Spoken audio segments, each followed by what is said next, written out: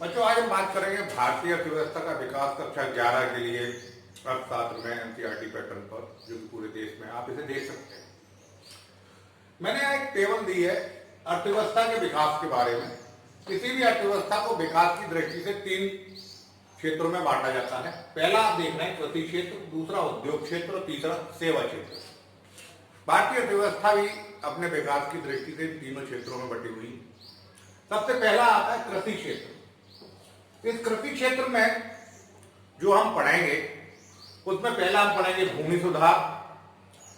भारत में कई तरह के भूमि सुधार हुए, इनके बारे में डिटेल में पढ़ेंगे। मध्यस्थों का उन्मूलन किया, चकबंदी की गई और कई भूमि सुधार पढ़ेंगे। दूसरा, सिंचाई की व्यवस्थाएं क्या रही, भारत आज सिंचाई में किस स्थिति में। तीसरा चीज बीज, जिसके वजह से मुख्यतः हमारे यहाँ माना जाता है कि बीज की वजह से भारत में हरित क्रांति हुई। चौथी चीज पढ़ेंगे खाद एवं उर्वरक और पांचवा विपणन। इन पांचों टॉपिकों को बारी बारी से हमको पढ़ना है। आज का टॉपिक मैं ले रहा हूं कृषि का महत्व। कृषि का पूरी भारतीय अर्थव्यवस्था की दृष्टि से क्या महत्व है, ये आज का टॉपिक है। आप इसे नोट डाउन कर सकते हैं, इसको टेबल को और इस टेबल को। और कृषि महत्व में पहली चीज आती है रोजगार। हम शुरू से पढ़ते आए बच्चों कि भारत एक कृषि प्रधान देश है, यानी भारत की बहुत बड़ी जनसंख्या कृषि पर निर्भर है। जब हम आजाद हुए सन 1950 की बात करें तो 1950 में लगभग 80% जनसंख्या कृषि पर निर्भर थी, यानी वह अपनी आजीविका कृषि से चलाती थी। क्योंकि हम परतंत्र थे और हमारे यहाँ उद्योग और सेवा क्षेत्र का विकास नहीं हुआ था, इसलिए जनता अपनी आजीविका के लिए पूर्णतः कृषि पर निर्भर थी। लेकिन वर्तमान स्थिति आते आते सन 2018 और 19 के आंकड़े के अनुसार भारत की लगभग 13.9%, भारत की लगभग 55.3% जनसंख्या, यानी अभी भी आधे से ज्यादा जनसंख्या किसी न किसी रूप में कृषि पर कार्य करने के लिए निर्भर है और कृषि से अपनी आजीविका पालन करती है। दूसरी बात है कि राष्ट्रीय आय। भारत की राष्ट्रीय आय में भी कृषि का योगदान मात्रात्मक रूप में बढ़ता रहा है, हालांकि प्रतिशत रूप में कम होता रहा है। वर्तमान में जो आंकड़े बताते हैं सन 2018-19 के आंकड़े के अनुसार भारत की राष्ट्रीय आय में कृषि क्षेत्र का योगदान लगभग 13.3% रहा है। बाकी योगदान उद्योग और सेवा क्षेत्र का है।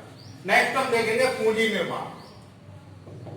पूंजी निर्माण के द्वारा ही हम विनियोग करते हैं और उसके द्वारा ही अर्थव्यवस्था आगे बढ़ती है। भारत के सकल पूंजी निर्माण में सकल यानी कुल, सकल का मतलब होता है अर्थशास्त्र में सकल यूज करते हैं, उसका सामान्य अर्थ है कुल पूंजी निर्माण में कृषि क्षेत्र का योगदान लगभग 19.3% के लगभग है वर्तमान में। नेक्स्ट है औद्योगिक विकास। भारत के औद्योगिक विकास में कृषि क्षेत्र की महत्वपूर्ण भूमिका रही है। सूती वस्त्र उद्योग, पटसन, चाय, कॉफी एवं अन्य कई सारे उत्पाद जो हैं उद्योग क्षेत्र के, वो कृषि से आते हैं। कृषि द्वारा उन्हें आदान प्रदान किया जाता है, जिसके द्वारा ये प्रोडक्ट बाजार में आपको उपलब्ध होते हैं। बिस्कुट भी इसमें से आता है और बहुत सारी चीजें, टोस्ट है, ब्रेड है, उनको आप देखते हैं। नेक्स्ट है भारत व्यापारिक फसलों का बहुत बड़ा उत्पादक है और विश्व में व्यापारिक फसलों के द्वारा आगे बढ़ता है। आप जानते हैं भारत विश्व का सबसे बड़ा चाय का उत्पादक है, चाय का सबसे बड़ा निर्यातक है। तो व्यापारिक फसलों में चाय है, कॉफी है, तंबाकू है, गांजा है, इनसे कई तरह की दवाई बनती है।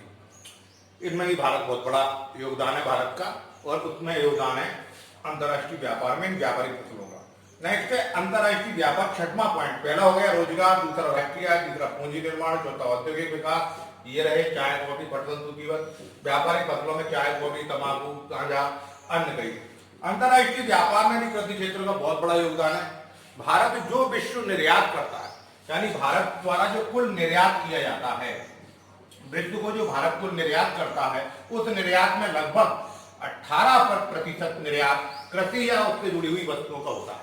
तो आज हमने देखा कि भारतीय अर्थव्यवस्था के विकास में अर्थव्यवस्था को 3 क्षेत्रों में बांटा, कृषि, उद्योग, सेवा। कृषि में 5 चीजें ली और उसके बाद हमने कृषि का महत्व देखा। कल के वीडियो में, नेक्स्ट वीडियो में हम बात करेंगे भूमि सुधार, सिंचाई, इम्पोर्ट पॉइंट हो गए। Thank you. आप इसे देखना, आपके लिए बहुत काम